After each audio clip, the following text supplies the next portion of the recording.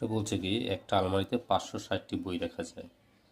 তো এরকম কতটি আলমারিতে 3,79,680টি বই রাখতে এরকম কয়টা আলমারি লাগবে? তাহলে এটা একটা ভাগ অঙ্ক।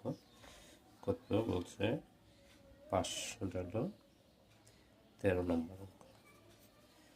560 ভাগ 3,79,680। তো কয়বার চাই? যে চারটা সংখ্যাকে যদি বলি, চাই হলো 6 বার। 6 হয় 3360।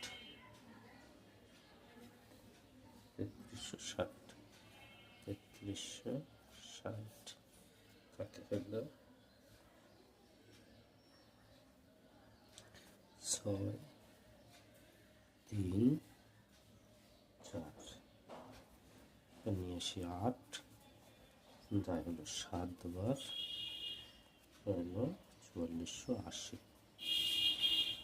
4480 হলো 3920।